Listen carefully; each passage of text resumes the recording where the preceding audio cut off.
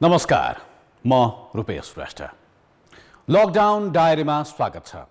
आजबाट हामीले यो कार्यक्रम सुरु गर्दैछौँ। चीनको वुहानमा वर्ष 2019 को अन्त्यमा देखिएको कोरोना भाइरसले 2020 को चौथो महिना चलिरहँदा विश्व घुमिसकेको छ। यो भ्रमणकारी भाइरसले विश्वको भ्रमण मात्र गरेको होइन, युरोपदेखि अमेरिकासम्म तहल्का मचाएको छ, लाखौंको ज्यान लिएको छ। सुरुमा चीनमा मात्र यसले वितण्डा मचाइरहँदा मूक दर्शक बनेर बसेकाहरू हुन् वा चीनिया प्रशासनको आलोचना गरेर बस्नेहरू, सबैलाई कोरोना भाइरसले सताएको छ। विश्व स्वास्थ्य संगठनले विश्वव्यापी महामारीको घोषणा गरुन्जेलसम्म पनि कतिपयले यो भाइरसको शक्तिलाई नजरअन्दाज गरिरहँदा लाखौं मानिसलाई यसले अनाहकमा पीडित बनाएको छ। नेपाल यसबाट अछुतो छैन। नेपालमा यो भाइरसको ठूलो जोखिम देखिएकैले अहिले नेपालमा लकडाउन जारी छ। अत्यावश्यक सेवा बन्द छन्, आवत जावत ठप्प छ, शहर बजार बन्द छन्।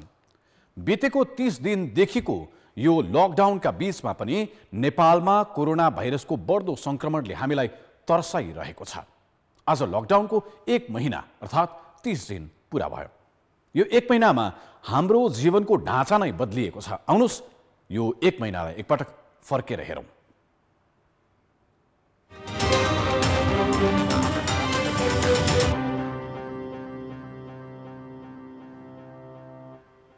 कुरा गरौं लकडाउनकै। नेपालमा पहिलो पटक माघ 10 गते कोरोना भाइरस संक्रमित व्यक्ति भेटिए, तर त्यसको 2 महिनापछि मात्रै नेपालमा यो भाइरसको ठूलो जोखिम छ भन्नेमा सबैको ध्यान पुग्यो। त्यति बेलासम्म चीनबाट यो भाइरस फैलिएर इटलीदेखि स्पेनसम्मलाई आछु पारिरहेको थियो। सम्भावित जोखिमलाई हेरेर नेपाल सरकारले चैत 9 देखि बल्ल छिमेकी मुलुक चीन र भारतसँगको सीमा नाका बन्द गर्ने घोषणा गर्यो। प्रधानमन्त्री केपी शर्मा ओलीले देशवासीका नाममा सम्बोधन गरे। सम्बोधनमा उनले कोरोनाको महामारीले सृजना गर्न सक्ने प्रतिकूलताप्रति सरकार संवेदनशील रहेको भने र अत्यावश्यक बाहेकका सेवा बन्द गरिएको निर्णय सुनाए।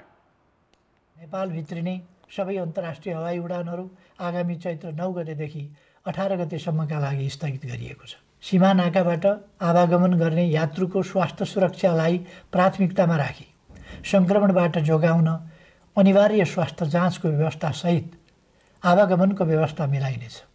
यस सम्बन्धमा छिमेकी मित्र राष्ट्रहरूसँग आवश्यक समय गरिनेछ।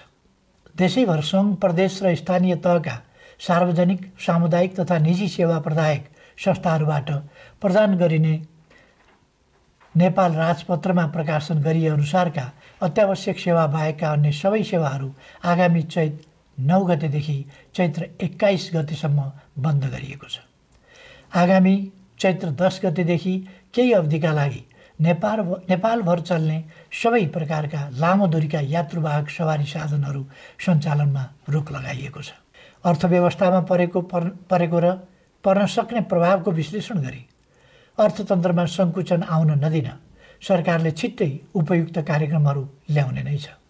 उद्यमी तथा श्रमजीवी श्रमको संसारका सबै सहयात्रीहरूमा यस महामारीले सिर्जना गर्न सक्ने प्रतिकूलताप्रति सरकार संवेदनशील छ र त्यसलाई सम्बोधन गर्ने नै छ। प्रधानमन्त्रीले संक्रमण विरुद्ध निर्णय त सुनाए, तर यो पर्याप्त भएन। अत्यावश्यकीय सेवा बन्द गरेर मात्रै पुग्ने छँदै छैन भन्ने आवाज उठिरहेकै बेला चैत 10 गते विदेशबाट फर्किएका एक व्यक्तिमा कोरोना भाइरसको संक्रमण देखियो। त्यो पनि संघीय राजधानी काठमाडौँमै। अनि सरकारलाई झस्का पस्यो। तत्काल अर्को दिन अर्थात् चैत्र 11 देखि लकडाउनको घोषणा गरियो। कोरोना रोकथाम तथा नियन्त्रण उच्चस्तरीय समितिले 8 दिन लकडाउन गर्ने सिफारिस गर्यो। मन्त्री परिषदले सदर गरिदियो। 19 को संक्रमण फैलिने सम्भावना देखिएकोले नेपाल सरकारले संक्रामक रोग ऐन 2020 को दफा 2 ले दिएको अधिकार प्रयोग गरी सोको रोकथाम र निर्मूल गर्न मिति 2076 चैत्र 11 गते बिहान 6 बजेदेखि 2076 चैत्र 18 गते बिहान 6 बजेसम्म लागू हुने गरी न्यायबमोजिमको आदेश जारी गरेको छ। 1. औषधि उपचार, खाद्य वस्तु खरिद जस्ता अत्यावश्यक काममा बाहेक कुनै पनि व्यक्ति घरबाट बाहिर ननिस्किने। 2. अनुमति प्राप्त सवारी साधन, स्वास्थ्यकर्मी, सुरक्षा निकायले प्रयोग गर्ने बाहेक सबै प्रकारका सार्वजनिक वा निजी यात्रुवाहक सवारी साधन सञ्चालनमा पूर्ण रोक लगाउने, औषधि तथा स्वास्थ्य उपकरण, खाद्यवस्तु, खानेपानी, दूध, इन्धन उत्पादन गर्ने उद्योगहरू बाहेक निजी क्षेत्रका सञ्चालित अन्य उद्योग कल कारखानाहरूमा काम गर्ने श्रमिक कर्मचारीलाई सम्बन्धित उद्योगले बिदा दिने व्यवस्था मिलाउने। 6. व्यवसायीहरूले औषधि र औषधिजन्य सामग्रीको नियमित आपूर्तिको व्यवस्था गर्ने, अभाव देखाई मूल्य वृद्धि गर्ने वा कालोबजारी जम्माखोरी गर्ने वा लुकाउने वा आपूर्तिमा अवरोध गर्ने व्यक्तिलाई प्रचलित कानुन बमोजिम नियन्त्रणमा लिने, सामग्री जफत गरी रोगको रोकथाम र उपचारको कार्यमा उपयोग गर्ने। विश्वभर कोरोना भाइरसको महामारीले डरलाग्दो रूप लिइरहेका बेला नेपाल लकडाउनमा बसेको 30 दिन अर्थात् 1 महिना बित्यो। यसबीचमा कोरोना संक्रमण अपेक्षाकृत नियन्त्रणमै छ भन्दा अत्युक्ति हुँदैन। यसमा बहसका केही पाटा यद्यपि छँदैछन्। यसबीचमा सरकारी पहल कदमीहरू केही प्रशंसित रहे, केही आलोचित। आउनुहोस् बितेको 1 महिनालाई समीक्षा गरौँ। सहकर्मी डीपी उपाध्याय देशको प्रशासनिक केन्द्र सिंहदरबार अघिल्तिरबाट अहिले प्रत्यक्ष सम्पर्कमा जोडिएका छन्। डीपी, अहिले तपाईँ देशको प्रशासनिक केन्द्र सिंहदरबारको अगाडि हुनुहुन्छ। लकडाउनले सुनसान प्राय दिउँसै पनि छ, रातमा त झन् सुनसान हुने भइ नै हाल्यो। बितेको 30 दिन तपाईँले के देख्नुभयो, कस्तो देख्नुभयो देशलाई? रुपेशजी, तपाईँले भने जस्तै म यति बेला देशको प्रमुख प्रशासनिक केन्द्र सिंहदरबारको पश्चिम गेटमा छु। मेरो पृष्ठभूमिमा देख्न सक्नुहुन्छ, पृष्ठभूमिमा साङ्केतिक नै मान्नुपर्छ, ट्राफिक लाइट सानो रूपमा झिलिमिली सानो उज्यालो दिन खोजिरहेको छ, तर सिंहदरबार अँध्यारो छ। यी दृश्यले कतिपय अहिले हाम्रो देशको अवस्थाको पक्कै पनि बिम्ब प्रतिबिम्ब देखाइरहेको छ। कहीँ क्षितिजमा उज्यालो किरणको सङ्केत त छ, तर सिंहदरबार अहिले पनि अँध्यारोमा छ भन्दा गलत नहुन सक्छ, जस्तो दृश्यमा हामी देखिरहेका छौँ। सरकारले प्रयास गरेको हो, कोरोना नियन्त्रणका निम्ति लकडाउन गर्यो, तर त्यसका उपायहरू अवलम्बन गर्यो, तर सरकारका कतिपय प्रयासहरू प्रभावकारी हुन सकेनन्। 30 दिनसम्म सरकारले लकडाउनको सहारा पक्कै पनि लिएको हो कोरोना नियन्त्रणका निम्ति, जबकि हाम्रो जस्तो कम आय स्रोत भएका नागरिकहरूको बाहुल्यता रहेको देशमा 30 दिनको लकडाउन आफैमा सानो कुरा थिएन। यस अर्थमा सरकारको यो कदमलाई नागरिकले निकै ठुलो सहयोग गरेको मान्नुपर्छ। अन्य देशमा लकडाउनको अवस्था हेर्ने हो र हाम्रो देशको तुलना गर्ने हो भने नागरिकहरूको तर्फबाट ठुलो सहयोग राज्यलाई हो, स्वयं आफूलाई पनि हो, राज्यको निर्देशनलाई नागरिकहरूले, नागरिक समाज, अन्य राजनीतिक दलहरूले पनि ठुलो प्रशंसा गरेका थिए, ठुलो साथ दिएका थिए। तर दृश्यमा जस्तो सिंहदरबार देखिएको छ, सानो कतै उज्यालो छ कि जस्तो, बाँकी जम्मै अँध्यारोले छोपे जस्तै सरकारका निर्णयहरू पनि भए। आफ्नै कतिपय निर्णयहरू सरकारले लागू गर्न सकेन जनस्तरमा, त्यसकारण हो। तर जुन स्तरमा लकडाउन लागू गर्यो र त्यसको कार्यान्वयन भयो, त्यो एक किसिमको प्रशंसायोग्य छ। विशेष गरी सुरक्षाकर्मी र स्वास्थ्यकर्मीले कोरोनाका रोकथामका निम्ति पर्याप्त स्वास्थ्य सामग्री नहुँदै पनि पहिलो पंक्तिमा उभिएर जुन हिसाबले काम गरे त्यो प्रशंसनीय छ। 1 महिनासम्म सुरक्षाकर्मी र स्वास्थ्यकर्मीको यस किसिमको साथ नभइदिएको भए र नागरिकले त्यसमा सरकारको अपिललाई आग्रह नगरिदिएको भए सायद आज अघि हामीले समाचारमा यो प्रस्तुतिको सुरुमा जसरी अहिलेसम्म करिब भयावह स्थिति आइसकेको छैन भनेका छौँ, यो अवस्था हुने थिएन। योभन्दा धेरै डरलाग्दो भइसक्ने थियो। यद्यपि आजबाट तेस्रो चरणमा कतै कोरोना प्रवेश गरेको हो कि समुदायमा प्रवेश गरेको हो कि भन्ने आशंकाका समाचारहरू आइरहेका छन्। तर आजसम्मको मिति विश्वमा कोरोनाले निम्त्याएको ताण्डव नृत्य हो भने, नृत्यलाई हेर्ने हो भने नेपालले गरिरहेको प्रयास र नेपालमा यसको फैलिने जुन चरण छ, जुन स्तरमा फैलिरहेको छ, यसलाई सन्तोषजनक मान्नुपर्छ। तर सुखको सास फेर्ने वा धन्यवाद भनिहाल्ने स्थिति भने सरकारलाई छैन। सरकारले लिएका पहल कदमीहरू सकारात्मक थिए, त्यसमा नागरिकले साथ दिए, केही हदसम्म सफल पनि भएका छौँ। तर अझै प्रभावकारी कोरोना नियन्त्रण रोकथामका लागि अझै गर्न सक्ने प्रयासहरू के हुन सक्थे? के भन्छन् नागरिक समाजका प्रतिनिधिको? सरकारका लागि धेरै अवसरहरू थिए। विशेष त हामीसँग सरकारसँग धेरै अवसरहरू थिए, किनकि हामी भौगोलिक रूपमा जुन स्थानमा छौँ, विश्वका 2 ठुला राष्ट्र चीन र भारत हाम्रो छिमेकी राष्ट्र हुन्। औषधि र यसको उत्पादनका दृष्टिले पनि विश्वमा सबैभन्दा धेरै औषधि निर्यात गर्ने दुई ठुला देशका बीचमा थियौँ हामी। तर यी दुईटै चिज हाम्रा लागि चुनौती भए। सरकारले लकडाउन गर्यो, सीमा बन्द गर्यो, तर आफ्ना नागरिकहरू लकडाउन र सीमा बन्द नेपालमा भारतमा लगभग सँगसँगै हुँदाखेरि दक्षिणी सीमातिर, पूर्वीतिर र पश्चिमतिर यसरी आइदिए कि सरकारले त्यसको कल्पना वा पूर्व तयारी गर्न सकेको थिएन। अर्को रूपेशजी, हामीसँग मूलत अहिले सङ्घीय संरचनामा छौँ, हामीसँग 3 तहका यति बलियो सरकार थिए। ती सरकारहरू लगभग केन्द्र सरकारको मुख ताक्ने भन्दा तल जान सकेनन्, त्योभन्दा आफू प्रभावकारी हुन सकेनन्। प्रत्येक स्थानीय तह केवल क्वारेन्टिन बनाउने प्रतिस्पर्धामा मात्र लागे। आफ्नो तहमा वा आफ्नो क्षेत्रमा रहेका नागरिकहरूको सुरक्षाका निम्ति के गर्न सकिन्छ भन्ने भएन। मूलत केन्द्र सरकारसँग जुन चुनौती थियो औषधि खाद्य सामग्रीको सप्लाई गर्ने, त्यसमा केन्द्र सरकार राम्रैसँग चुकेको मान्नुपर्छ। हुन त खाद्य वस्तुको उच्च वर्ग र मध्यम वर्गमा अभाव भएन, तर निम्न वर्गमा जुन किसिमको सहरी क्षेत्रमा हाहाकार देखियो त्यसले पक्कै पनि डरलाग्दो अवस्थाको सिर्जना गर्यो। सरकारले लकडाउन गर्नुभन्दा कम्तीमा त्यो निर्णय गरिरहँदा अन्तर्राष्ट्रिय समुदायसँग वा औषधि उत्पादन गर्ने विश्वका ठुला शक्ति राष्ट्रहरूसँग औषधिको समयमै सप्लाई गर्न सक्नु पर्थ्यो। सुरुमा रेड जोन वा हट स्पट भनिएको जस्तो सुदूरपश्चिम कर्णाली क्षेत्र वा नेपाल भारतसँग सिमाना जोडिएका क्षेत्रहरूमा र जनघनत्व बढी भएका काठमाडौँ जस्ता सहरमा पर्याप्त चेक जाँच गर्न सकेको भए सायद आजको स्थितिमा हामी हुन सक्ने थिएनौँ। योभन्दा अझ अलि सजिलो अवस्थामा हुने थियौँ। सरकारले मूलत चुकेको भनेको राम्रा निर्णयहरू गर्ने तर त्यसको कार्यान्वयन गर्ने निकाय तल्लो तहसम्म नपुग्ने, जुन लक्षित वर्गमा पुर्याउनु पर्ने हो कार्यक्रमहरू त्यहाँ पुगाउन नसक्नु नेपाल सरकारको निरन्तरको रोग यसपटक पनि छोडेन। सरकारका निर्णयहरू सिंहदरबार वरिपरि भन्दा बाहिर जान सकेनन्। अधिकांश निर्णय भन्दा गलत नहोला रूपेशजी। अब पछिल्लो समय यो कोरोनाको कहर एकातिर छ, महामारीको जोखिम एकातिर छ, मानिसहरू भयग्रस्त छन्, घरभित्र बसिरहेका छन्। केही मानिसहरू घरै जाउँ भनेर काठमाडौँ छोडेर पैदलै जाने स्थिति पनि छ। गर्नुपर्ने तमाम कामहरूका बीचमा सरकारले पछिल्लो समय केही निर्णय गर्यो जुन आलोचित बन्यो। समयभन्दा यो समयलाई नबुझेको जस्तो स्थिति पनि देखियो। 2वटा अध्यादेश जारी गर्नु, यसरी यो खालको निर्णयहरू गरिरहँदाखेरि अहिले जे गर्नुपर्ने छ कोरोना नियन्त्रण, रोकथाम, फैलिन नदिनका लागि लिनुपर्ने पहल कदमीहरू, यी सबै गर्नमा कतिको असर गर्छ सरकारको काम कारबाहीमा यस्ता खालका निर्णयहरूले?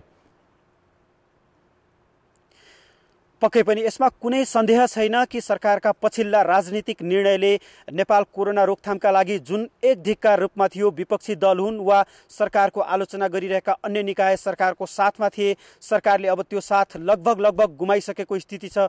किनकि सत्तारूढ दलभित्रै देखिएको यो अध्यादेश विवादले जुन स्थिति ल्याएको छ, सरकारका निकायहरू लगभग काम गर्न नसक्ने अवस्थामा पुगेका छन् र अब सरकारको भविष्यमाथि प्रश्न उठाउन थालेका छन्। विकासोन्मुख वा हाम्रो जस्तो देशको प्रमुख ठुलो समस्या भनेकै यदि देशमा कुनै एउटा किसिमको सङ्कट आउँछ भने राज्यका अन्य निकायहरू पनि आफ्नो काम छोडेर त्यसैको पछाडि दौडिने जुन एक किसिमको ठुलो रोगले नेपालको राजनीतिलाई लामो समयसम्म समातिरहेको थियो, त्यो रोगले अहिलेसम्म हामीलाई छोड्न सकेको छैन। सरकारले जब 2वटा अध्यादेश एक किसिमको आवश्यकता बिना, कुनै औचित्य बिना सरकार वा सिङ्गो राष्ट्र एक बाटोमा गइरहेको बेला जुन दल विभाजन र संवैधानिक परिषद सम्बन्धी ल्याएको छ, यसले राष्ट्रिय राजनीतिलाई विभाजित गरिदिएको छ, समुदायलाई विभाजित गरिदिएको छ र तल्लो तहसम्म पुग्ने इकाइहरू जुन राजनीतिक दलबाट निर्वाचित हुने प्रणाली छ, त्यसकारण स्थानीय तहमा सम्म विभाजन पुर्याइदिएको छ। यसको जोखिम पक्कै पनि अबका दिनमा बढ्न जानेछ। यसले मूलत पार्ने प्रभाव भनेको सरकारले कोरोना रोकथामका निम्ति जुन प्रयासहरू गरेको थियो ती अब लक्षित वर्गसम्म पुर्याउन कठिन हुन्छ। सँगसँगै एउटा कुरा के बुझ्नुपर्छ भने रूपेशजी, शासकहरू कति निर्मम हुन्छन् भन्ने पनि यो एउटा उदाहरण हो। जनता वा विश्व समुदाय यति बेला रोगसँग लडिरहेका बेला सिंहदरबारमा सत्तासीनहरूलाई सबैभन्दा प्यारो सत्ता रहेछ भन्ने बुझ्नुपर्छ। किनकि हामीले जुन यति बेला सरकारले गरेको प्रयास देख्यौँ त्यो राजनीतिक स्थायित्वका निम्ति बाधक छ भन्नेमा स्वयं सरकार र प्रधानमन्त्री पनि जानकार हुनुहुन्छ। किनकि प्रधानमन्त्रीले जुन चुनावमा भारी विजय हासिल गर्नुभएको थियो त्यो बीचमा उहाँले दिनुभएको प्रमुख नारा नै राजनीतिक स्थायित्वका निम्ति आफ्नो नेतृत्वको, आफ्नो पार्टीको सरकार चाहिन्छ भन्नुभएको थियो। तर अहिलेको जुन अध्यादेश जारी गर्नुभएको छ यसले पक्कै पनि राजनीतिक स्थायित्व जुन दिन खोजिएको थियो त्यसलाई गम्भीर धक्का पुगेको छ। अन्ततः यसले दिने धक्का भनेको हामी विश्व समुदाय जसरी लडिरहेको थियो, नेपाल पनि त्यसलाई पछ्याइरहेको थियो कोरोना रोकथामका निम्ति, नेपालमा भयावह स्थिति नहोस् भन्नका निम्ति जुन प्रयासहरू गरिरहेको थियो सीमित स्रोत साधनका बावजुद, त्यसमा नेपाल सरकारलाई ठुलो धक्का लाग्न सक्छ र आगामी दिन सरकारले चालेको यो दुईटा गलत निर्णयका कारण सिङ्गो नेपाली समुदाय, सिङ्गो देशले चर्को मूल्य चुकाउनुपर्छ। सम्भवतः सरकारले समयमै सम्हालिने होइन र राष्ट्रिय एकताका निम्ति फेरि प्रधानमन्त्रीले पहल गर्ने होइन भने जोखिम बढ्न सक्छ। रूपेशजी, तपाईले यो बीचमा राजनैतिक नेतृत्वसँग कुराकानी गर्ने, रिपोर्टिङ गर्ने काम गरि नै राख्नु भएको छ, सँगसँगै सडकमा पनि पुगेर रिपोर्टिङ गरिराख्नु भएको छ। अहिले पनि तपाईँ सिंहदरबार अगाडि उभिरहँदाखेरि हामी दृश्यमा पछाडि देख्न सक्छौँ ट्राफिक प्रहरीहरू चेक जाँचको लागि खटिरहेका छन्। तपाईँले दैनिक रूपमा यसरी सडकमा भेटिने सुरक्षाकर्मी, आकल-झुकल सवारी चालक र अरू कर्मचारीहरू, सरकारी कर्मचारीहरूको काम कारबाही पनि हेरिराख्नु भएको छ, उहाँहरूसँग कुराकानी गरिराख्नु भएको छ। उहाँहरूको मनस्थिति चाहिँ के पाउनु भएको छ, छोटोमा बताइदिनुहोस् न। संक्षेपमा यसको कुरा गर्ने भने रूपेशजी, अघि हामीले भन्यौँ जुन कुरा, राज्यका निर्णयहरू तल्लो तहसम्म पुगेनन्। राज्यको उच्च तहमा बसेका अधिकारीहरू पर्याप्त सुरक्षासहित बैठकहरू गरिरहँदा अघि भनेको जस्तो सुरक्षाकर्मी सामान्य उपकरण बिना प्लास्टिकका कपडा लगाएर उपचार गरिरहेका छन् भने सुरक्षाको निम्ति सडकमा उभिएका सुरक्षाकर्मीको तल्लो तहका कर्मचारीहरू सामान्य मास्कको भरमा दिनभरि सडकमा वा मैदानमा वा कोरोना नियन्त्रित क्षेत्रमा कतिपय ठाउँमा कोरोनाका सङ्क्रमितहरू नियन्त्रण गर्नुपर्ने अवस्थामा समेत उनीहरू सामान्यभन्दा सामान्य पूर्वाधार बिनै पुग्नु पर्यो। त्यति मात्र होइन, मजदुरहरू जुन भोकै 700 किलोमिटरसम्म हिँडे त्यसले सरकारका निर्णयहरू तल्लो तहसम्म पुग्दैनन् र सरकारले जतिसुकै राम्रा कार्यक्रम ल्याए पनि संरचनागत सुधार हुने होइन, नेपालको ब्युरोक्रेसीमा सुधार आउने होइन भने तल्लो तहसम्म सरकारका निर्णयहरू पुग्न कठिन छ। र आगामी महामारीमा नेपाल जस्तो देशमा यस्तै संरचना, यस्तै कार्यशैली रहने हो भने हाम्रा लागि त्यति सहज र सुखद दिन नहुन सक्छन् भन्ने कुराको सङ्केत यसपटकको यो 30 दिनको लकडाउनले देखाएको छ। तर तारिफ गर्नुपर्छ, नेपाली जनताले जुन किसिमको साथ दिएका छन्, अभावका बीच, दबावका बीच, जुन भोकका बीच पनि सरकारको निर्णयलाई स्वागत गरेका छन्।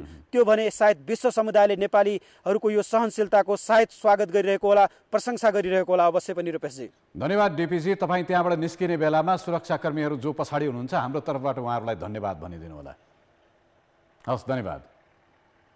अवश्य पनि। डिपी उपाध्याय सिंहदरबार अगाडिबाट हामीसँग कुराकानी गर्दै हुनुहुन्थ्यो। लकडाउनका यी 30 दिन कस्ता रहे, के सरकारका पहल कदमीहरू पर्याप्त छन्, कहाँ कहाँ कमजोरी रह्यो, अबका दिनहरू कस्ता होलान्, जोखिम अझै पनि छ, यस विषयमा कुराकानी गर्दै हुनुहुन्थ्यो। नेपालमा कोरोनाको महामारी नफैलियोस् भनेर लकडाउन घोषणा त भयो, मानिसहरू घरभित्र बस्न अप्ठ्यारो मानेका पनि होइनन्। एक हिसाबले लकडाउनको उद्देश्य पुरा पनि भयो, मानिसहरूमा सङ्क्रमणबाट जोगिनुपर्छ भन्नेमा सचेतना पनि राम्रैसँग देखियो। तर सङ्क्रमण फैलिन नदिन नागरिकको आफ्नो प्रयासले मात्रै नपुग्दो रहेछ। सरकारले सीमा नाका बन्द गर्ने घोषणा त गर्यो, तर नेपालबाट रोजगारीका लागि भारत गएका हजारौं नेपालीहरूको बारेमा किञ्चित सोच्ने प्रयास भएन। परिणाम तह उता भारतमा कोरोनाको चपेटा देख्न थाल्यो, यता सिमानामा हजारौंको संख्यामा नेपालीहरू नेपाल भित्रिनका लागि लामबद्ध देखिए। प्रशासनले रोक्न पनि सकेन। केही दिनमै सुदूरपश्चिम र प्रदेश 2 का सीमा नाकाहरूबाट लाखौं नेपाली देश भित्रिन। आखिर भित्रिनु छँदै थियो। नागरिकलाई आफ्नै देश फर्किन नदिनु एकातिर संवेदनाहीन काम थियो, अर्कोतिर कठिन पनि।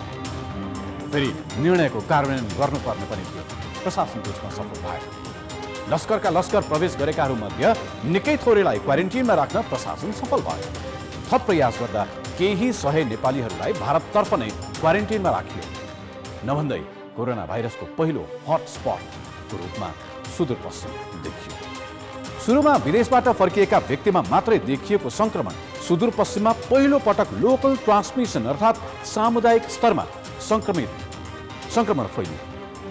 संक्रमणको दोस्रो चरणमा प्रवेश गर्नुको अर्थ यही हो कि अन्यत्रबाट संक्रमण लिएर आएको व्यक्तिबाट स्थानीय स्तरमा अर्को व्यक्तिमा सर्नु। अलिकति सकारात्मक कुरा गर्ने हो भने सुदूरपश्चिमका जिल्लामा भेटिएका कोरोना संक्रमित मध्ये 3 जना निको भएर घर फर्किसकेका छन्। विश्वभर संक्रमणका कारण मृतकको संख्याले उचाइ लिइरहेका बेला नेपालमा संक्रमितहरू पालै पालो निको भएर घर फर्किन सक्नु भनेको हाम्रा लागि सुखद पक्ष हो। तर त्यसो भनिरहँदा संक्रमण भुसको आगो जस्तै भित्रभित्रै फैलिरहेको हुन सक्ने सम्भावना अझै पनि उत्तिकै छ। यदि त्यसो हो भने हामीले सोचेभन्दा भयावह स्थिति आउन सक्ने कुरा हामीले भनिरहनु पर्दैन। सिङ्गै विश्व हाँकिरहेको छु भन्ने महाशक्ति देशहरूको हालत हेर्दा प्रष्ट हुन्छ। यही बीचमा सरकारले ओम्नी इन्टरनेसनल नामक कम्पनी मार्फत चीनबाट ल्याएका करोडौंका स्वास्थ्य सामग्री खरिदमा व्यापक अनियमितता भएको आरोप उठ्यो। केही दिन सरकारी अधिकारीहरूले कि त जवाफ दिन खोजेनन् कि त उनीहरूले दिएका जवाफहरू आधारहीन देखिए। आज यो विषय फेरि सेलायो। समयक्रममा यसमा छानबिन त होला, तर सुदूरपश्चिममा गर्नुपर्ने लाखौं मानिसको परीक्षण जति गरिनुपर्ने थियो र जुन स्तरमा, जुन रफ्तारमा, जुन गतिमा हुनुपर्ने थियो त्यो भएको छैन, हुन सकेको छैन।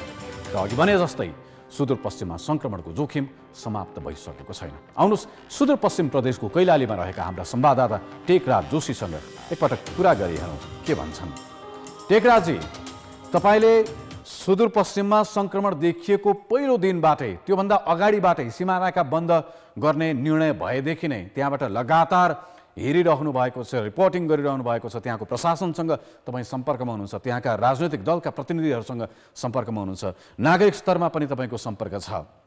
आज लकडाउनको 30 दिन भइरहँदाखेरि सुदूरपश्चिमलाई सुरुमा हटस्पट भनियो, आज के छ सुदूरपश्चिमको स्थिति? रूपेशजी, यहाँले भने जस्तै खास गरी छिमेकी मुलुक भारतमा कोरोना भाइरसको संक्रमण फैलिसकेपछि सुदूरपश्चिम प्रदेशमा भारत रोजगारी, अध्ययन लगायत विभिन्न कामका लागि भारत गएकाहरू धमाधम घर फर्किन लागे र ती घर फर्केकाहरू सबैको स्वास्थ्य परीक्षण हुन सकेन र तिनीहरूलाई क्वारेन्टिनमा पनि राख्न सकिएन र अधिकांश मान्छेहरू घरमा गए। र त्यसको केही दिनपछि चैत 14 गते खास गरी दुबईबाट भारतको दिल्ली, काठमाडौँ र त्यहाँबाट नेपालगञ्ज हुँदै धनगढ़ी पुगेका धनगढ़ीकै एक युवकमा कोरोना भाइरस संक्रमणको पुष्टि भयो चैत 14 गते र त्यसको केही दिनपछि चैत 22 गते उनकै एकजना आफन्तमा दोस्रो चरणमा प्रवेश भयो र भनौं कि उनीबाट, ती दुवैबाट आएका युवकबाट उनका आफन्तमा कोरोना भाइरसको संक्रमण भयो र त्यसै दिन अन्य दुईजना जो भारतबाट आउनु भएको थियो, दुईजना, एकजना कैलाली र एकजना कञ्चनपुरका गरी 3 जना गरेर 4 जनामा कोरोना भाइरस संक्रमण देखियो र त्यसको केही दिनपछि वीरगञ्जबाट कैलालीको लम्की आएकी एकजना मजदूरमा पनि कोरोना भाइरस संक्रमण पुष्टि भयो र 5 जनामा सुदूरपश्चिम प्रदेशमा कोरोना भाइरस संक्रमणको पुष्टि भएको छ। र आज लकडाउनको 30 दिन पूरा हुँदै गर्दा अलिकति सुरुमा जुन त्रास थियो, अलिकति आज सुदूरपश्चिमवासीमा अलिकति केही शुभ संकेतहरू पनि देखिएका छन् र ती जो पहिलो संक्रमित व्यक्ति हुन्, चैत 14 गते संक्रमण देखिएका दुबईबाट आएका युवक हुन्, उनी र भारतबाट आएका 2 जना युवक, एकजना आज, एकजना हिजो र एकजना अस्ति गरेर लगातार 3 जना सेती प्रादेशिक अस्पतालमा उपचाररत थिए र 3 जना उपचारपछि निको भइसकेर घर फर्किसक्नु भएको छ र अरू 2 जना जो ती दुबईबाट आएका आफन्त हुन्, उनका आफन्त र एकजना वीरगञ्जमा काम गर्ने कैलालीकी जो महिला हुन्, ती 2 जनाको अहिले पनि सेती प्रादेशिक अस्पतालमा उपचार भइरहेको छ र उहाँहरू दुवैको अवस्था पनि सामान्य रहेको छ र 2 पटक अब कोरोना भाइरसको परीक्षण गर्ने र त्यो रिपोर्ट नेगेटिभ आएमा उनीहरू दुवै जनालाई पनि डिस्चार्ज गरिने अर्थात घर पठाइने भनेर हामीलाई सेती प्रादेशिक अस्पतालका चिकित्सकहरूले जानकारी गराउनु भएको छ। र यहाँले अघि भने जस्तै खास गरी सुदूरपश्चिम प्रदेशका 9वटै जिल्लाका अधिकांश मानिसहरू रोजगारीका लागि छिमेकी मुलुक भारतका विभिन्न शहरहरूमा जाने गर्दछन्। दिल्ली, मुम्बई, मद्रास, त्यसैगरी उत्तराखण्ड, उत्तर प्रदेश लगायतका विभिन्न शहरहरूमा जाने गर्दछन् र लाखौं मान्छे अहिले पनि त्यहाँ रोजगारीको सिलसिलामा छन्। र भारतमा जुन कोरोना भाइरस संक्रमण फैलिसकेपछि धेरै मान्छेहरू धमाधम घर आउन थाले र सुरुका दिनहरूमा नेपाल सरकारले पनि जुन सीमा नाकामा त्यो परीक्षणको व्यवस्था गर्नुपर्ने हो त्यो राख्न सकेन। कयौं मान्छे धमाधम घर फर्किएर त्यसको केही दिनपछि नाकाबन्दी शुरू हुनु 2 दिन अगाडि मात्रै जुन नाकाहरू छ त्यसमा सामान्य एउटा ज्वरो नाप्ने व्यवस्था मिलाइयो र त्यसपछि कति आए भन्ने संख्या मात्रै गणना गरियो र त्यसक्रममा करिब सुदूरपश्चिमका विभिन्न नाकाबाट झण्डै 1.5 लाख मान्छेहरू नेपाल प्रवेश गरेको खुल्न आएको छ र यद्यपि ती मध्ये अधिकांश मान्छे कर्णाली प्रदेश र 5 नम्बर प्रदेशसम्म पनि पुगेका छन् र अधिकांश मान्छे सुदूरपश्चिम प्रदेशकै छन् र ती मध्ये झण्डै 2500 लाई मात्रै मात्रै यहाँको सुदूरपश्चिम प्रदेश सरकार, संघीय सरकार र स्थानीय तहले क्वारेन्टिनमा राख्न सके र अहिलेसम्म भारतबाट आएका र यहाँका करिब 10,500 को मात्रै कोरोना भाइरस संक्रमण परीक्षण भएको छ र 5 जनाको पुष्टि भइसकेको छ र अन्यको अहिलेसम्म पनि हुन सकेको छैन। अहिले पनि भारततर्फका सीमा नाकाहरूमा धारचुला, त्यसैगरी बैतडीको पिथौरागढ़, कञ्चनपुरसँग जोडिएको बनबासा र कैलालीसँग जोडिएको पलिया लगायतका विभिन्न ठाउँमा करिब 1600 भन्दा बढी नेपालीहरू झण्डै 25 दिन, 21 दिन, 16 दिनदेखि त्यहाँ अलपत्र परिराख्नु भएको अवस्था छ। उनीहरूको अहिलेसम्म पनि स्वास्थ्य परीक्षण हुन सकिरहेको अवस्था छैन र सुदूरपश्चिम प्रदेशमा जुन पहिले अघि यहाँले भने जस्तै हटस्पटका रूपमा लियो र नेपाल सरकारले पनि 33 जना चिकित्सकहरूलाई थप उपचारका लागि सुदूरपश्चिम खटायो र त्यसले केही राहत पनि भयो। तर ग्रामीण भेगमा जसरी भारतबाट ठूलो संख्यामा आए तिनीहरूको नमूना परीक्षण अहिले पनि हुन नसक्नु एउटा ठूलो दुःखको कुरा हो, किनभने भारतबाट ठूलो संख्यामा आएका मानिसहरूमध्ये थोरैको मात्रै परीक्षण आएको छ, परीक्षण भएको छ र त्यसकारण अहिले पनि सुदूरपश्चिमका बासिन्दामा अझै पनि कोरोनाको त्रासको संक्रमण फेरि पनि भयावह हुन सक्छ भन्नेमा त्रास कायमै रहेको छ।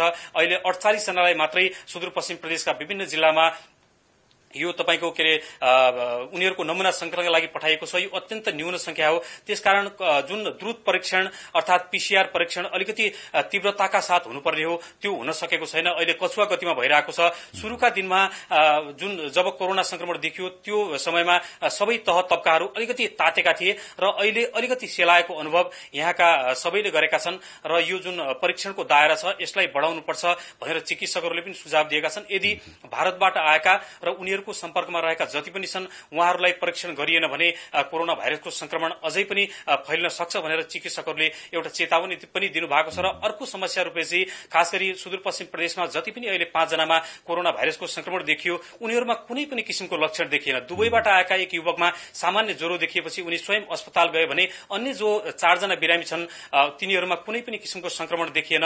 उहाँहरू अस्पताल बस्दा ताका होस् अर्थात अहिले घर जानेसम्म पनि उहाँहरूले कुनै त्यो अनुभव गर्नु भएन। उहाँहरूलाई ज्वरो आउने, टाउको दुख्ने, यस्ता किसिमका जुन कोरोना संक्रमण घाँटी दुख्ने लक्षणहरू ती देखेनन्। त्यसकारण चिकित्सकहरूको भनाइ के छ भने बिना लक्षण पनि कोरोना भाइरस संक्रमण देखिरहेको छ। त्यसकारण सुदूरपश्चिम प्रदेशमा भारतबाट जति पनि व्यक्तिहरू आउनु भएको छ उहाँहरू र घर गइसकेका कारण उहाँहरूको सम्पर्कमा रहेका पनि सबैको अब यो र्यापिड टेस्ट अर्थात द्रुत परीक्षण होइन पीसीआर परीक्षण नै गरिनुपर्छ। किनभने द्रुत परीक्षणको विश्वसनीयतामाथि अलिकति प्रश्न उठ्न थालेको छ। किनभने द्रुत परीक्षणले दुई पटक पोजिटिभ देखाएका बिरामीहरू पनि पीसीआर परीक्षणमा नेगेटिभ देखिनु भएको छ भने कतिपय ठाउँमा पीसीआरले पोजिटिभ देखाएका केसहरू पनि यो द्रुत परीक्षणमा नेगेटिभ देखिएको भन्ने जनगुनासाहरू पनि सुनिएका छन्। त्यसकारण अब द्रुत परीक्षण होइन पीसीआर परीक्षण नै गर्नुपर्छ भन्ने किसिमको आवाज यहाँका चिकित्सक, नागरिक समाज लगायत सबैले उठाइरहेका छन् र त्यसतर्फ सरकारले जुन द्रुतताका साथ यो अगाडि बढाउनु पर्ने हो त्यो हुन सकेको छैन। र अर्को कुरा जुन सुदूरपश्चिम प्रदेशका विभिन्न क्षेत्रमा भारतबाट आएकाहरूको लगत संकलन गर्ने भनिएको थियो त्यहाँका स्थानीय तहका पदाधिकारी र स्वयंसेवकको परिचालन गरेर उनीहरू कति आएका छन्, कहाँबाट आएका छन्, कसरी आएका छन् उनीहरूको लगत संकलन गरेर क्वारेन्टिनमा राख्ने भनिएको थियो। 6000 वटा क्वारेन्टिन स्थापना गरिएका छन्। ती क्वारेन्टिनहरूमा अहिले थोरै संख्यामा झण्डै 1,500 को संख्यामा मात्रै मान्छेहरू छन्। ती क्वारेन्टिन खाली छन् र उनीहरूको लगत संकलन गरेर क्वारेन्टिनमा ल्याएर उनीहरूको यो कोरोना भाइरसको सुरुमा मैले अघि पनि जानकारी गराए भारतबाट जुन पछिल्लो अन्तिम समयमा आउनुभयो ती व्यक्तिहरूलाई राखियो कोरोना संक्रमण देखिसकेपछि र त्योभन्दा पहिले आएका व्यक्तिहरूलाई कोरोनाको त्यो त्रास पनि भएन। त्यसकारण सबैजना घर जानुभयो र एकजनामा जब कोरोना भाइरस संक्रमण पुष्टि भयो त्यसपछि अलिकति त्रास भइसकेपछि त्यसपछि मात्रै नाकाबन्दी जब भयो भारतमा त्यसपछि आएका केही व्यक्तिहरूलाई मात्रै यसमा राखियो र अहिले पनि सुदूरपश्चिमका धेरै जिल्लाहरू विकट जिल्लाहरू हुनुहुन्छ। बझाङ, बाजुरा, दार्चुला, हिमाली जिल्ला, दुर्गम पहाड़ी जिल्ला जहाँका दुर्गम भेगमा अहिले पनि सवारी साधनको पहुँच छैन। त्यसकारण ती क्षेत्रका व्यक्तिहरूलाई यो सुदूरपश्चिम प्रदेशका जुन क्वारेन्टिनहरू छन् ती क्वारेन्टिनहरू अधिकांश सदरमुकाम केन्द्रित छन् र पालिका केन्द्रित छन्। त्यसकारण जुन गाउँहरू छन् ग्रामीण भेगमा त्यो किसिमको प्रचार पनि हुन सकेको छैन। त्यहाँका जो स्थानीय तहका पदाधिकारी हुन् उनीहरूको जुन सम्पर्क हुनुपर्ने हो सदरमुकामसँग रहेका स्वास्थ्यकर्मी त्यहाँका अगुवाहरूसँग सम्पर्क हुनुपर्ने हो त्यो पनि हुन नसकेको अवस्था छ। त्यसकारण पनि ढिलाइ भइसकेको छ। र अर्को कुरा अब टाढा टाढा टाढा हुनुहुन्छ, कतिपय गाउँहरूमा सदरमुकाम पुग्न, त्यहाँको पालिका पुग्न 1 दिन 2 दिन हिँड्नुपर्ने बाध्यता छ। उहाँहरूलाई त्यहाँ पुग्नका लागि पनि खाना बस्नको समस्या छ। कम्तीमा पनि यहाँको प्रदेश सरकार, स्थानीय सरकार र संघीय सरकारले त्यसरी आउने व्यक्तिहरूलाई सामान्यतया केही उहाँहरूलाई खाजा खर्च यो लगायतका यावत व्यवस्थाहरू गरिदिएको भए कम्तीमा उहाँहरू आउने त्यो क्वारेन्टिनसम्म अर्थात आफ्नो चेक जाँचका लागि आउनु हुन्थ्यो कि भन्ने किसिमको पनि त्यो कुरा उठेको छ। जस्तो कि यहाँको प्रदेश सरकारले पनि ठूलो एउटा बजेट छुट्याएको छ, संघीय सरकार लगायत ठूलो अहिले कोरोना भाइरस संक्रमणमा अहिले बजेट छुट्याएको छ।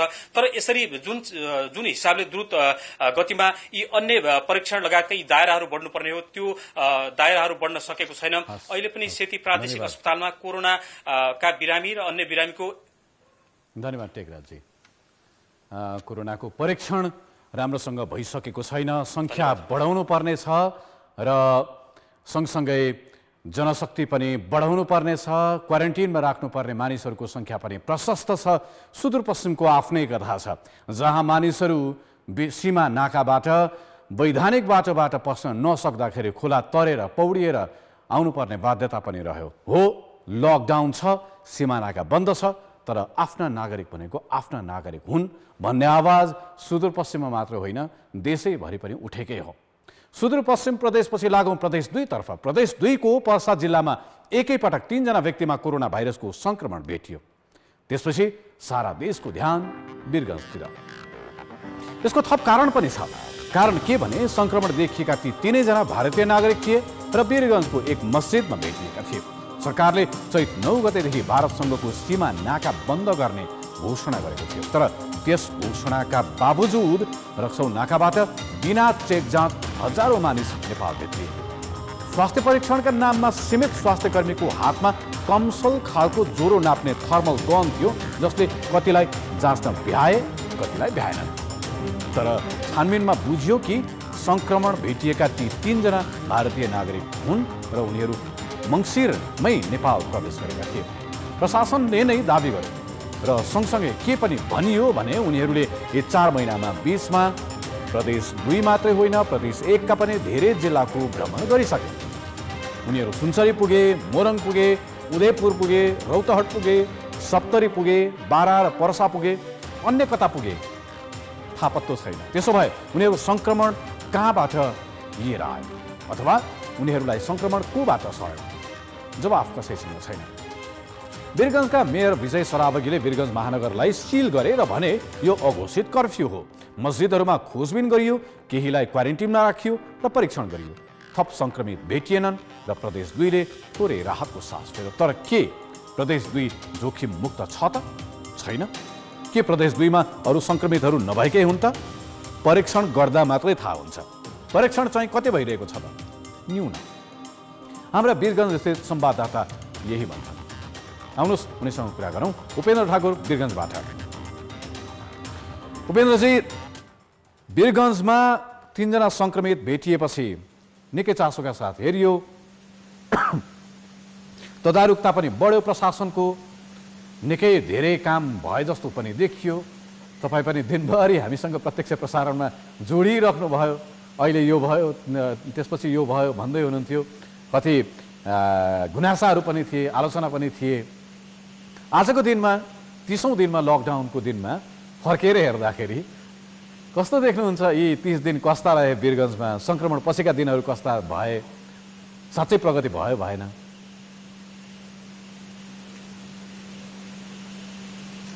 निश्चित रूपमा रूपेशजी, यहाँले गरेको प्रश्न भनेको अहिले जुन किसिमले मुलुक कोरोना भाइरसको संक्रमणबाट जुधिरहेको छ र बिस्तारै बिस्तारै कर्णाली प्रदेशबाट हुँदै जुन 2 नम्बर प्रदेशमा एकैपटक वीरगञ्जमा 3 जना मुस्लिम समुदायका व्यक्तिहरू जो खास गरेर जमाती भनिएका छन् र वीरगञ्जकै छपकैया स्थित मस्जिदमा 3 जना फेला परे र ती 3 जना संक्रमितहरू फेला परिसके पछाडि एकछिन त वीरगञ्जको जुन एउटा यो पेरिफेरी छ भनौं, 12 पर्सा रौतहट नै तरंगित भयो र एक खालको एकदमै भयावह डरको वातावरण थियो र त्यस पछाडि प्रशासनले पनि आफ्ना चाहिँ यो लकडाउन लाई अझ कसदै गयो र त्यो कसाईको परिणाम पनि सायद होला। अहिले हामी वीरगञ्ज कता कता अलिकति सुरक्षित जस्तो महसुस त गरिरहेका छौं, तर भय टरिसकेको छैन। किनभने जुन वीरगञ्जमा 3 जना संक्रमितहरू भेटिए र ती भेटिएका व्यक्तिहरूको ट्राभल हिस्ट्रीहरू पत्ता लगाइयो। जो व्यक्तिहरू सिलिगुडी हुँदै ट्रेनको बाटोबाट मोरङको रानी मस्जिद, त्यस पछाडि सुनसरीको जामे मस्जिद हुँदै उहाँहरू 12 पर्सामा प्रवेश गरेको र पर्साका पनि विभिन्न मस्जिदहरूमा उहाँहरूको चाहिँ एक खालको अब जमाती भएको हुनाले निश्चित रूपमा उहाँहरू मस्जिदमै बस्ने भन्ने कुरा मुस्लिम समुदायका व्यक्तिहरूले गर्दै आउनुभएको छ। र एउटा कुरा के भयो भने हाम्रो देशको सरकार भनौँ अथवा देशको प्रशासनले एउटा कुरा के बुझाउन नसकेको अवस्था देखियो भन्दाखेरि लकडाउन भनेको जो व्यक्ति जहाँ छ त्यसलाई त्यही लक गरेको अवस्था हो र त्यतिखेर चाहिँ कोही पनि व्यक्ति बाहिर ननिस्किनु भनेर भनिदियो र भारतमा जमातीहरूमा जुन किसिमको कोरोनाको संक्रमण फैलियो त्यस पछाडि जमातीहरू मस्जिदमै बसे, बाहिर आएनन्।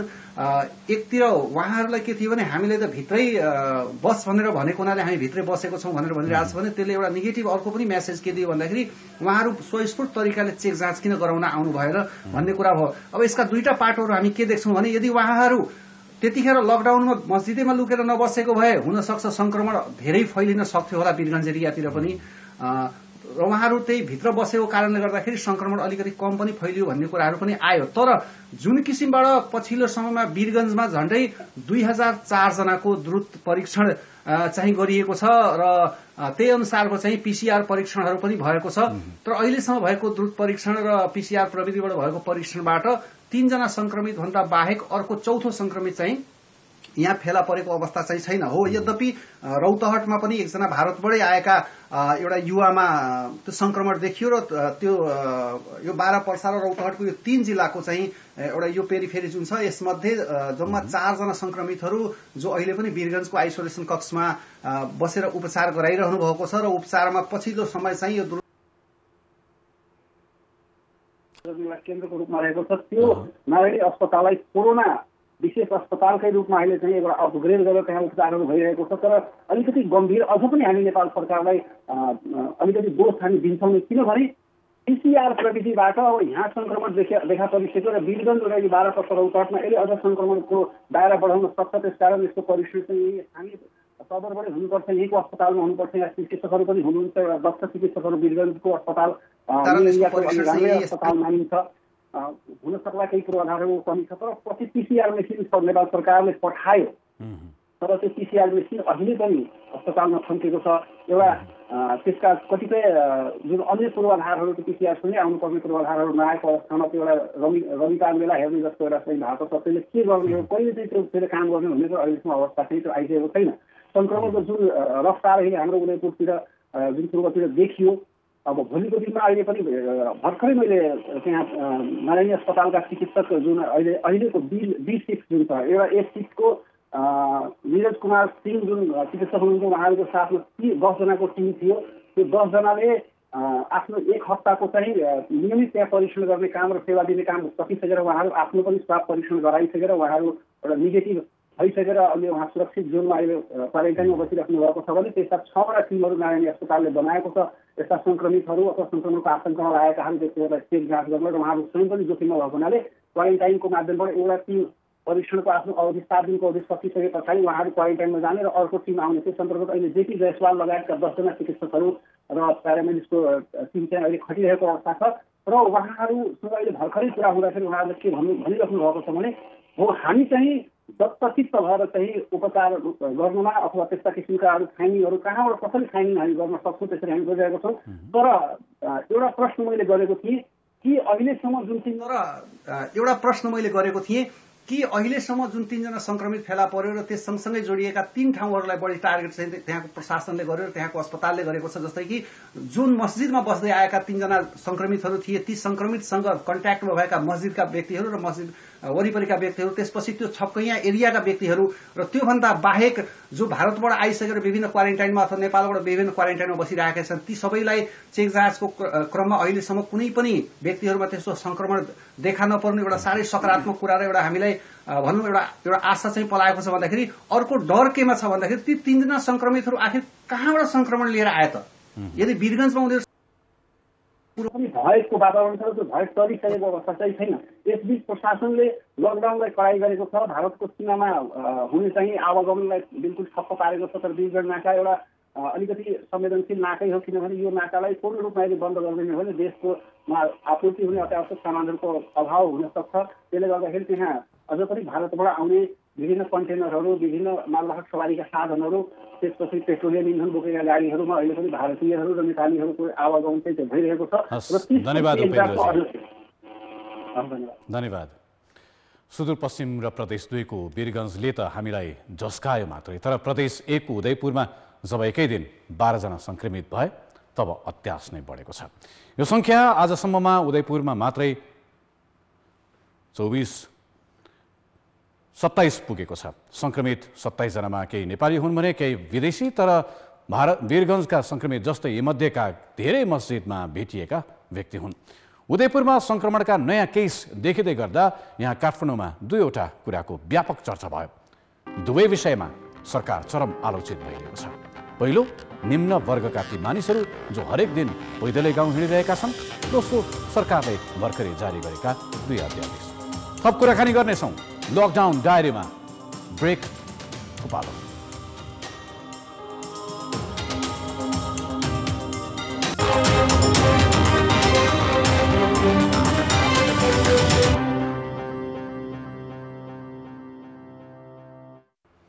तपाईँ आजैबाट कान्तिपुर टेलिभिजनमा सुरु भएको कार्यक्रम लकडाउन डायरी हेर्दै हुनुहुन्छ। हामी राहतको कुरा गरिरहेका छौँ। सरकारले निम्न वर्गका लागि राहतको घोषणा गर्यो।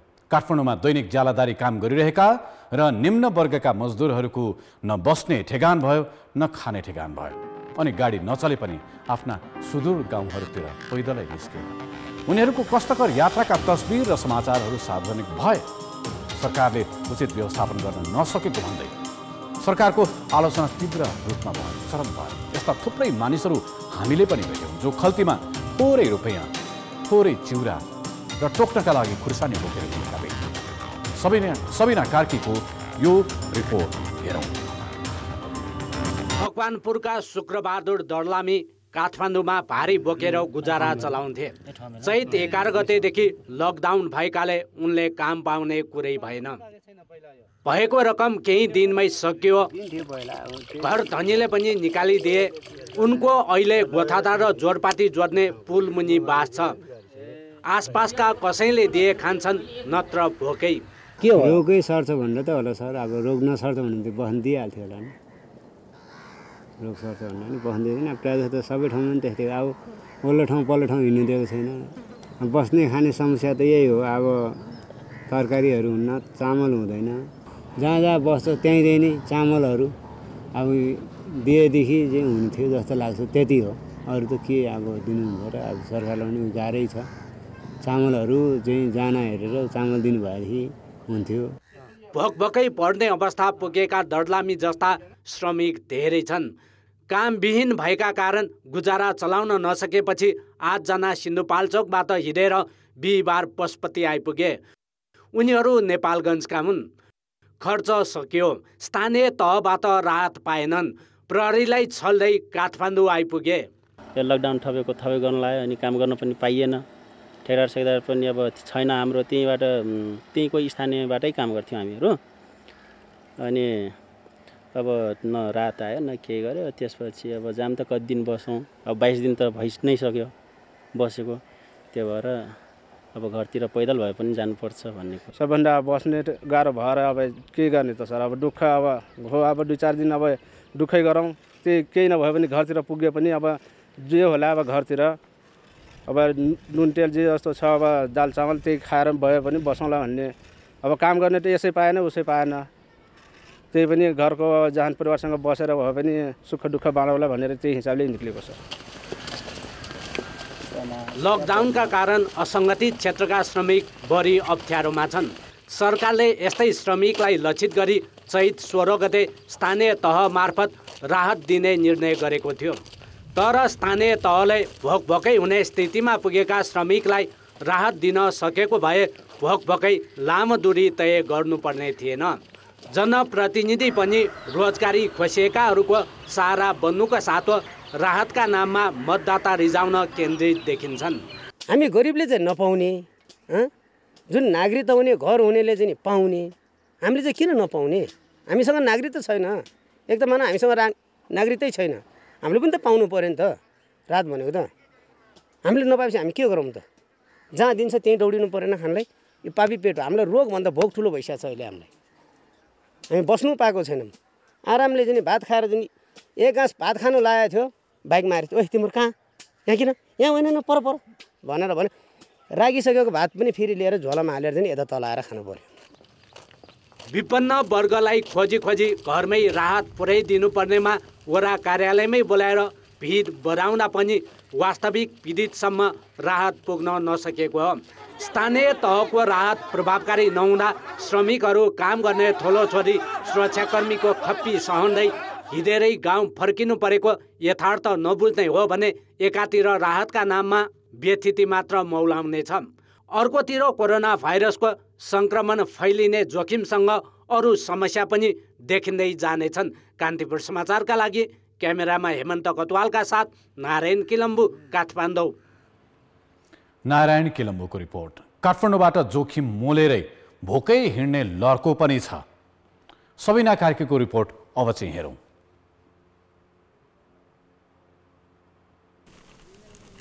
सुनसरीका रञ्जित पालले रहरले घर छाडेका थिएनन्। दैनिकी चलाउनका लागि कामको खोजी गर्ने सिलसिलामा सिन्धुपाल्चोकको 12 विषय पुगे।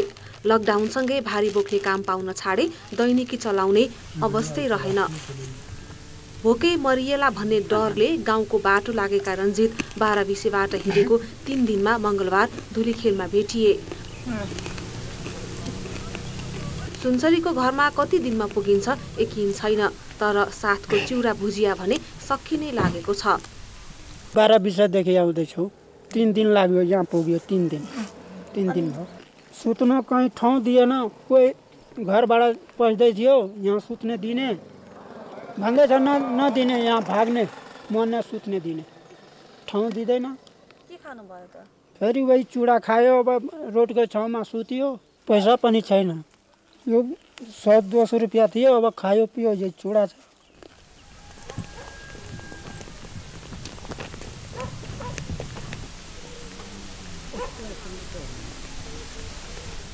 सरकारले अत्यावश्यक अवस्थामा बाहेक लकडाउनका बेला घर बाहिर ननिस्कन भने पनि भोक सहन नसकेर हिँडेरै घर फर्किनेको लर्को देखिन्छ अचेल राजमार्गमा।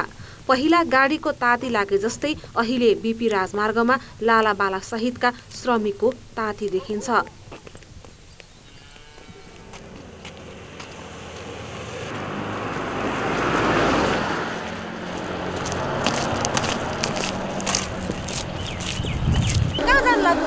सिन्धुली। यहाँबाट अब खै त्यो त भन्न सकिँदैन, 4 दिन लाग्छ कि 5 दिन लाग्छ। बच्चा छ फेरि। अनि सिन्धुलीबाट पनि ठ्याक्कै सिन्धुली हो कि अझै टाढा जानु? सिन्धुलीबाट 600 भाडा लाग्छ। हजुर। पढाइ पनि छैन, अनि खानालाई पनि अब त्यही हो, पसलमा जाँदाखेरि नि महँगो भन्छ, त्यही त हो नि।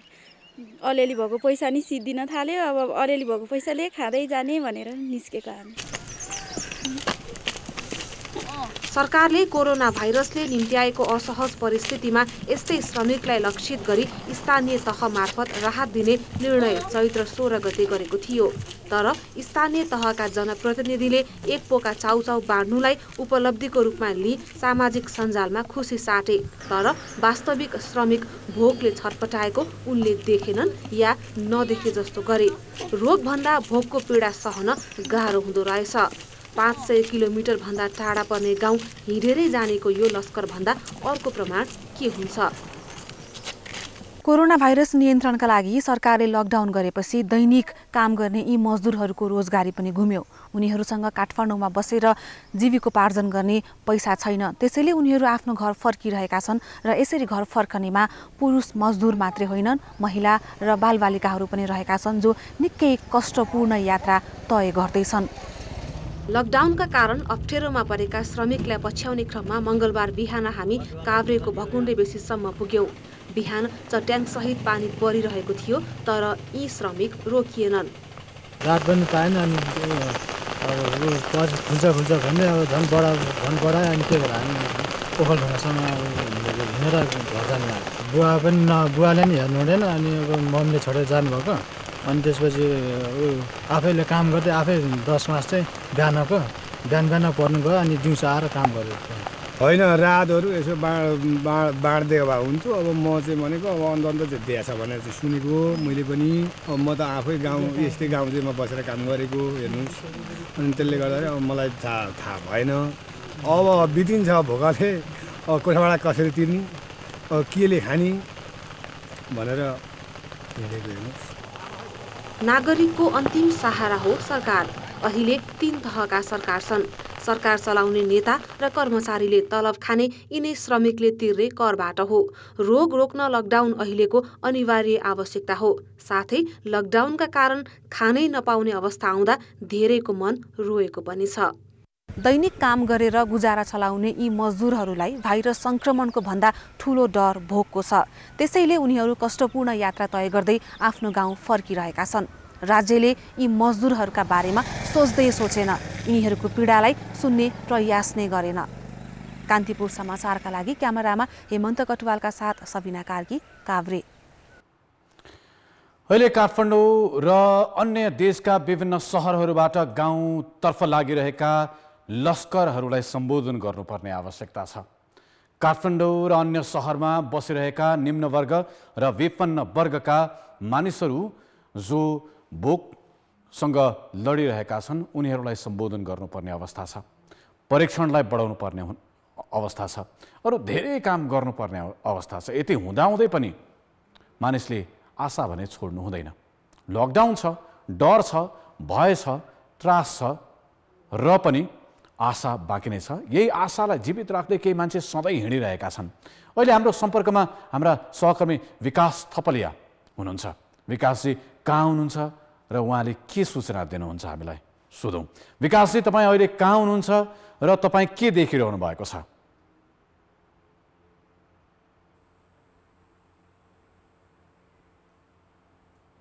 विकासजी सुन्दै हुनुहुन्छ? अहिले तपाईँ कहाँ हुनुहुन्छ र तपाईँ के देखिरहनु भएको छ? लकडाउनको यो बेलामा धेरै मानिसहरू काठमाडौँ छोड्ने तर्खर गरिरहेका छन्। तपाईँको जहाँ हुनुहुन्छ त्यहाँको अवस्था बताउनुहोस्।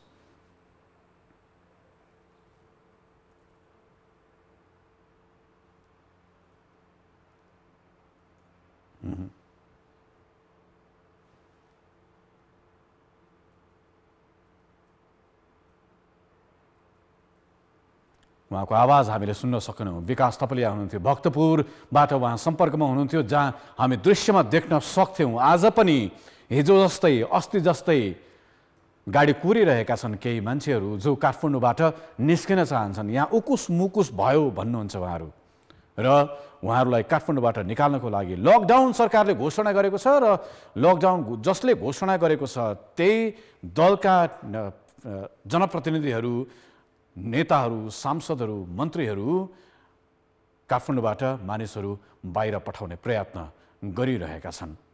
हामी दृश्यमा देख्न सक्छौँ सवारी चलिरहेको छ, सुरक्षाकर्मीको निगरानी पनि छ, मानिसहरूको लस्कर छ, भिडभाड छ। यी सबै जो त्यहाँ झोला बोकेर उपस्थित भएका छन् उनीहरू काठमाडौँ छोड्ने तर्खर गरिरहेका छन्। पीडा छ, हरेक कुराको आफ्नै समय हुन्छ र पनि। जस्तो कि काठमाडौँमा फुलेका यी पैयुँका फुलहरूको यो रिपोर्ट हेरौँ। काठमाडौँ मात्र होइन, सधैँ व्यस्त रहने संसारका ठुल्ठुला सहर यतिखेर सुनसान छन्। मान्छेको जीवन घरभित्रै कैद छ। लाग्छ यतिखेर संसार ठप्प छ।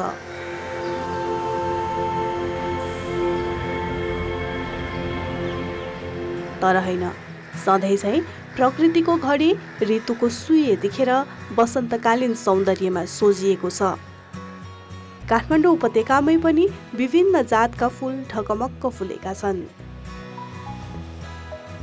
नयाँ कोपिला र पालुवाले भरिएका हाँगाले आकाश छुला झैँ गरिरहेका छन्। सधैँ सवारी साधनको चाप, धुवा र धुलोको मुस्लोमा हराउने उपत्यकाको वसन्तकालीन माधुर्य यतिखेर धक फुकाएर फक्रिएको छ। सहरमा अहिले पैयुँ ढकमक्क फुलेको छ। जसलाई जापानीले साकुरा भन्छन् र आफ्नो राष्ट्रिय फूल मान्छन्। सहरको धुवा, धुलो र भिडभाडसँग जुधेर बाँचेको यो प्रकृतिलाई कविहरूले सौन्दर्य बिम्बका रूपमा मात्र चित्रण गरेका छैनन्, धैर्य र सहनशीलताको प्रतीक पनि मानेका छन्। यतिखेर यो प्रकृति मानव गतिविधिबाट टाढा छ। अहिले सहरमा न धुलो उडेको छ न धुवा छ। सधैँको जस्तो मानिसको, सवारी साधनको र कल कारखानाको कोलाहाल पनि छैन। सहरभरि झुलेका यी ढकमक्क फुलले हामीलाई नै पर्खिरहे जस्तो लागेन तपाईलाई?